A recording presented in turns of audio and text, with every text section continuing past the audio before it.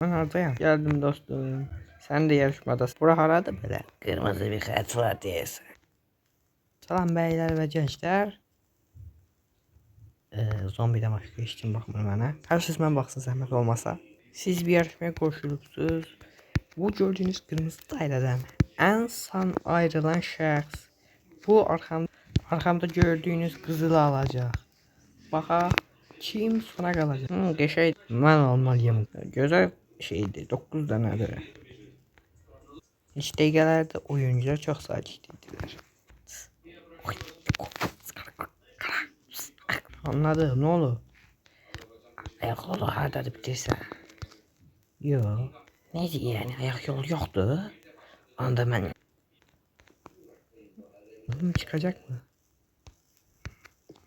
Hayır olamaz Scrapper, kendinizi ellediniz maalesef, bu yüzden siliyoruz. Evet oyuncular devam. Esket bana bir tane zahmet olmazsa bir de bakar mısın? Sen niye Türkçe danıştın az? Hiç ellerine. Sana bir şey diyeyim. İtlerin en sevdiği yiyecek nedir? Sümük. Ha ben de onu demek istedim çünkü burada bir de it var. İt? Ne? Ben yok. Ve iskelet değerlendi. İskeleti. Çok yaxşı. Sonra 3 nəfər qaldı. İkinci saatte 3 oyuncu qaldı. Oyuncuların nəzərinə mən arenaya çəkildirəm. Arenaya biraz çəkildik və oyuncular devam edir.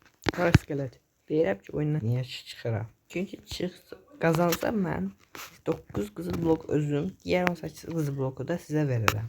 Böyle şey olmaz. Sen bütün hamısını alacaksın. Hem şimdi sen kazanacaksın hardan belli. Seni çıkarmak istedim. Dözün değilsem. Onun için seni en geç yolla.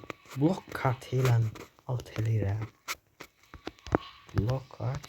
Bende skart var. Skart. Heh.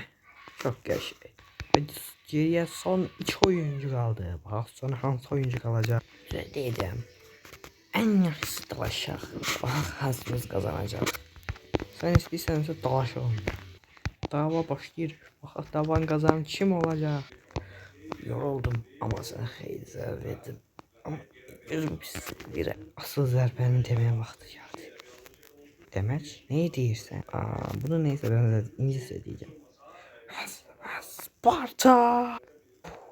Və qara iskelet də eğlendi. Geriye sadece zombi kaldı ve Kızıl Ödülünü buyurun, siz artık öz hediyenizi kazandınız. O şey bununla şey diye alabilir özüme.